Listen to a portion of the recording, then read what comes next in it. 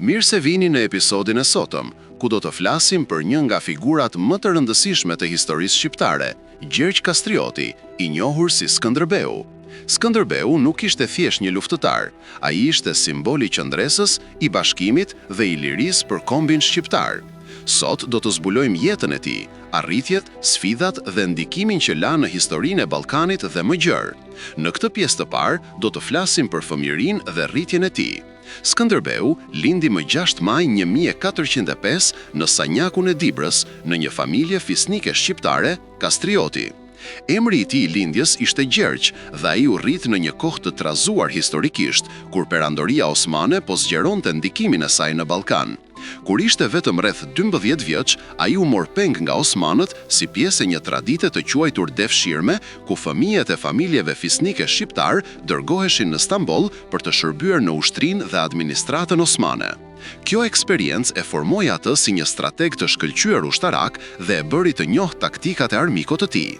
Në pjesën e dytë do të prekim kthimin e tij në Shqipëri dhe fillimin e luftës kundër osmanëve. Pas shumë vitesh në Stamboll, në vitin 1443, Gjergji u kthye në Shqipëri. Ai mori kontrollin mbi principatat shqiptare dhe ngriti një flamur të bashkuar, duke u shpallur princi i shqiptarëve. Ai refuzoi të pranojë sundimin osman dhe formoi një ushtri të vogël, por të disiplinuar. Ky ishte fillimi i një lufte që do të zgjas mbi 25 vjet kundër perandorisë osmane, një nga betejat më të famshme të kohës. Skënderbeu nuk ishte thjesht strateg, por edhe diplomat. Ai krijoi aleanca me qytetet italiane dhe principatat fqinje për të mbrojtur Shqipërinë. Në pjesën e tretë do të flasim për betejat dhe strategjitë ushtarake. Një nga veçoritë më të shquara të Skënderbeut ishte aftësia për të përdorur terrenin dhe për të surprizuar armikun. Ai shpesh përdorte taktika të shpejta sulmesh dhe tërheqjeje, duke krijuar humbje të mëdha për ushtritë osmane, edhe pse ata ishin më të shumtë. Luftrat më të famshme përfshin betejën e Torvjollit, betejën e Krujës dhe betejën e Albulenës. Secila prej këtyre beteja tregon aftësinë e tij për të bashkuar princë të ndryshëm shqiptar dhe për të mbajtur moralin e lartë të trupave. Në pjesën e katërt do të prekim rolin e tij si lider politik dhe simbol i bashkimit kombëtar. Skënderbeu nuk luftonte vetëm me armë, ai punonte gjithashtu për të bashkuar principatat e fragmentuara shqiptare. Ai krijoi një sistem aleancash të bazuar mbi besnikëri dhe respekt reciprok, duke e bërë Shqipërinë një forcë që rezistonte perandorisë osmane për dekada. Përveç kësaj, ai mbajti kontakte diplomatike me papën dhe shtetet e tjera evropiane, duke kërkuar mbështetje për luftën e tij dhe duke theksuar rëndësinë e mbrojtjes së krishterimit në Ballkan. Në pjesën e pestë do të flasim për jetën personale dhe karakterin e tij. Skënderbeu ishte një njeri i urtë dhe me vizion të qartë. Ai njihte vlerën e aleancave, mençurinë e negociatave dhe rëndësinë e motivimit të trupave. Ai ishte i respektuar nga njerëzit e tij dhe madje i nderuar nga armiku për aftësitë e tij strategjike.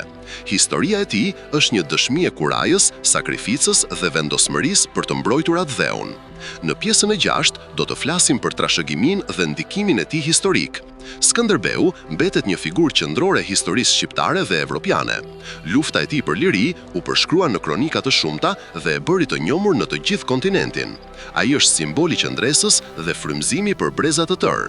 Në Shqipëri, flamuri i tij dhe kujtimi i sakrificës së tij vazhdojnë të jenë pjesë e identitetit kombëtar. Shumë autorë evropian të kohës së tij, duke përfshirë humanistët italian, e kanë lavdëruar për guximin dhe mençurinë e tij. Në pjesën e fundit do të përmbledhim mesazhin e jetës së Skënderbeut dhe rëndësinë për brezat e ardhshme. Skënderbeu na mëson se një njeri mund të ndryshojë fatin e një kombi me guxim, durim dhe strategji. Ai tregoi se bashkimi dhe qëndrimi për vlera të përbashkëta janë çelësi i suksesit dhe i lirisë. Historia e tij është një thirrje për të ruajtur identitetin, për të bashkuar njerëzit dhe për të mbrojtur atë që është e drejtë. Ky ishte episodi i sotëm për Gjergj Kastriotin, Skënderbeun. Shpresoj që të keni mësuar më shumë për jetën, betejat dhe trashëgiminë e këtij heroi legjendar shqiptar.